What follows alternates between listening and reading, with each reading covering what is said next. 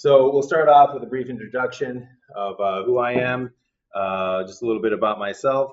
All right, so let's start off with who I am. My name is Dr. Igor Yurichevich, and one of the hardest parts of this course is learning how to say that last name, so we'll get that over with right now. So we'll break it down into parts. Like I like to do many complex topics. So it starts off with a U, and that's followed by a reach. And then you open up and you say ah, and then finally it ends with a veach. And if there's any math specialists out there, this little gray triangle there is a veach. So it's you reach, veach. So let's try that on 3. 1, 2, 3. That's not bad for 10 a.m. on a first week. All right, so this slide is incredibly important in this class because you are going to have a lot of questions. Experimental psychology is a new way of thinking. It's oftentimes not intuitive. It's not something that comes naturally, as you're going to see, to most people. So if you ever have a question, simply during the lecture, raise your hand, refer to the slide. Dr. Yurichevich, can you go over that one more time? Dr. Yurichevich, can you provide another example for that? Or if you have any comments that you'd like to add. So, Dr. Yurichevich, I just read about this experiment, in online, and is that what you're talking about here? So anything you might have, any questions, anything you might want to add to the class, feel free. Just raise your hand, Dr. Yurichevich, and then let me know what you need. So that's the name. Other things about me, some of the research projects that I have currently going on. So this is a course on how to do psychology research, how to understand psychology research. So I'll give you a bit of background on the stuff that I'm currently working on. So my field of study right now is visual language. So much like we have a written language, much like we have a verbal language, we also have a visual language, symbols, pictures that we understand. And this is actually a very quickly developing field because much of our communication is going very visual these days. So right now I'm taking a look at how does our mind process this visual information? How do you understand what an artist might be trying to communicate to you? And one of the areas of my research, we take a look at art that tries to communicate a lot of information, specifically comic book art. So me and some students have done studies where we take a look at basically the grammar of visual language. So we take a look and we survey comic book art, and we'll find information, structures, techniques that are used over and over and over again, basically things that are part of the grammar of visual language. So for example, in this case, we have 2 pictures by 2 different artists, and yet you can see that in both cases, they drew the villain very large on the page. This is a metaphor. These villains are not actually huge, but they are metaphorically being communicated as being dangerous, as being imposing, as being a threat to the hero. So this is the kind of studies that I do to try to take a look at how is that information communicated and how do we understand what the artist was intending. Another piece of grammar that I'm actually going to be presenting at a conference in about a week and a half has to do with asymmetry being used to communicate information. So in this case, both heroes, both Daredevil and Falcon over here, they could have been placed in the center of the page. The artist had that option, but the artist said, no, I want to put them off to the side a little bit. I want that asymmetry. And that's a metaphor for people just being a little bit other than you, a little bit different from you. Most of nature is symmetrical, so we are bilaterally symmetrical. We got left arms and right arms. But anything that's asymmetrical makes us feel a little bit uneasy, makes us feel as if it's something else. And that's what this artist was trying to communicate. Other studies that I've looked at how do we understand motion in a static picture. So we understand here that the flash is running, even though nothing is moving on this screen. And I looked at the interaction between literal information, things that actually happen when you're running, such as the position of the arms and the legs here, but also metaphorical information, things that don't happen when you're running, such as these action lines. So how do we understand the combination of those? How do we understand that something is supposed to be metaphorical and not taken literal? So we took a look at all that, and that was actually published with one of a former student here at IUSB, where we took a look and reported on how does the mind understand metaphors and literal information and how to combine them. So we actually got 2 publications out of that, one in the Comics Grid, Journal of Comic Scholarship, and then the other one in the Journal of Graphic Novels and Comics just last year. Other things that I'm taking a look at in my lab, and this is with another former IUSB student, is the metaphor of gigantic size. So a lot of times in a picture, an artist will draw a person or a figure as being gigantic when they're not actually gigantic. So Mockingbird over here, she's a regular sized human being, but the artist drew her huge to metaphorically emphasize her importance, her strength, her centrality to the story, like she is the one that, you know, this story is all about. So this is a metaphoric use of gigantic size. But then you also have literal uses of gigantic size. So this is an image of Galactus, and Galactus actually is a gigantic individual. He's a literal giant. He's, I don't know, 200, 300 feet tall.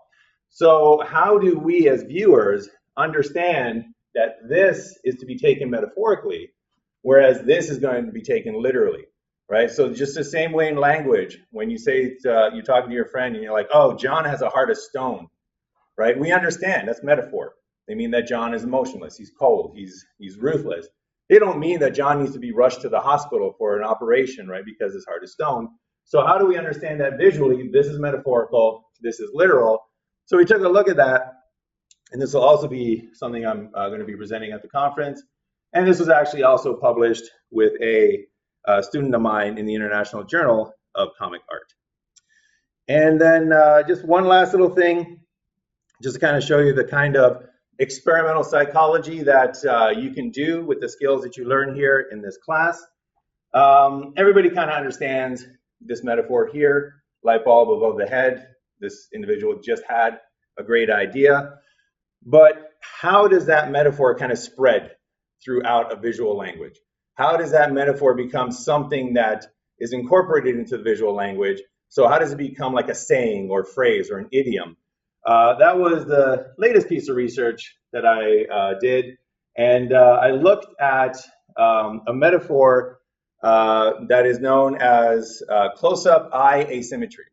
So this is a metaphor where you put a close-up of the face, and then you put something asymmetrical, but specifically around the eyes. So here we have Storm with electricity coming out of one eye. She actually, there's nothing about this character that should not have electricity coming out of the other eye. Same thing with Magneto. He's got powers on both sides of them. Same thing with Harbinger here. He's got powers on both sides of them.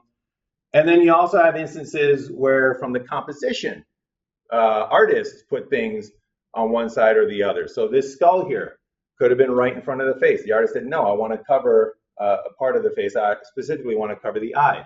You can use shading. You can use composition. And then also you can use non-diegetic or not part of the story composition. So again, we got asymmetry here, we got asymmetry here. So where did this come from and how did it spread through this visual language? And believe it or not, I traced it back to a single kind of crystallizing moment that influenced all of these artists that really started to use this metaphor. It's used in Cable. So Cable is he's actually got double eye asymmetry. He's got scars on one side. He's got a light up eye on the other side.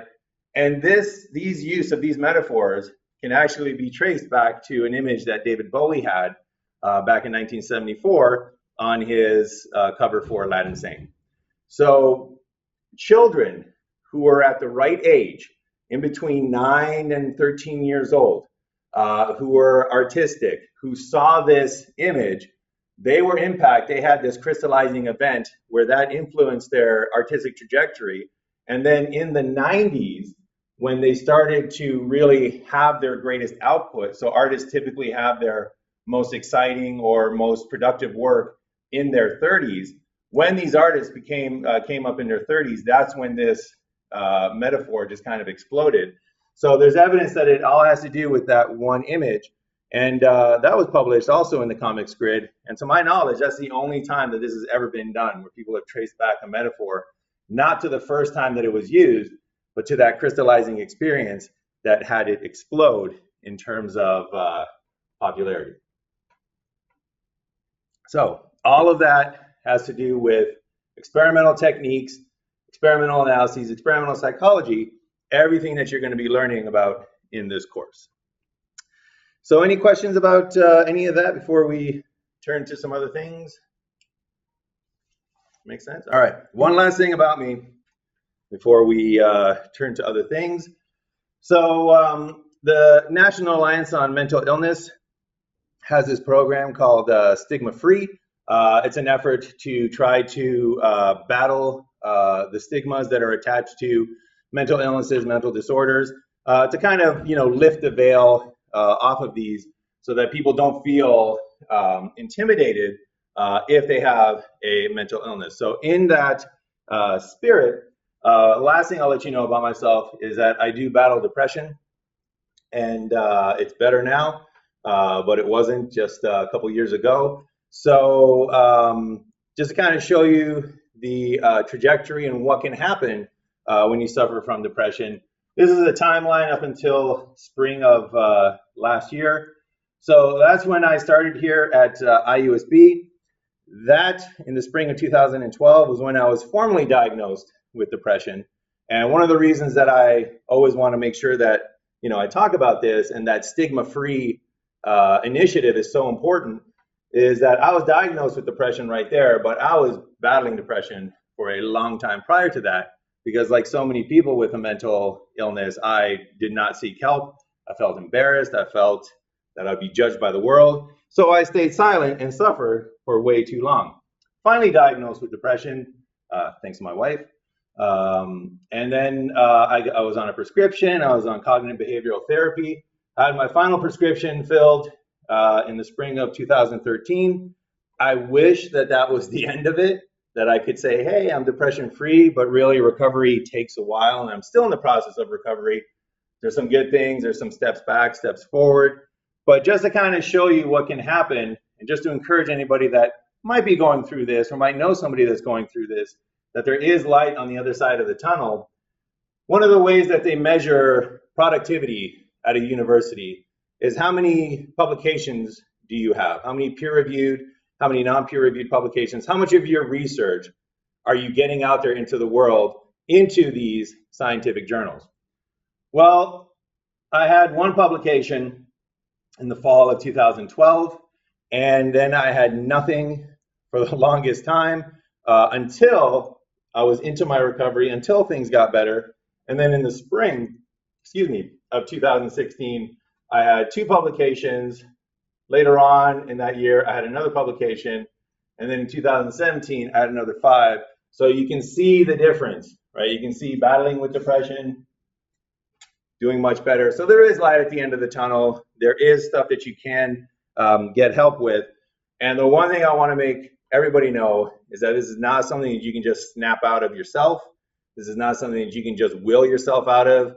If you are at all battling with depression, or if you think you might be battling with depression or any other mental illness, talk to your doctor, get some help. You cannot do this alone. That's a myth that has been perpetuating our society, that you can somehow just, man up. Or there's also lots of stigmas against males having mental illness, hence the man up. But anyways, you can't do it alone. Get some help. And if you don't know where to start, come talk to me. I've been through it, and we'll get you on the right path. All right, enough about me.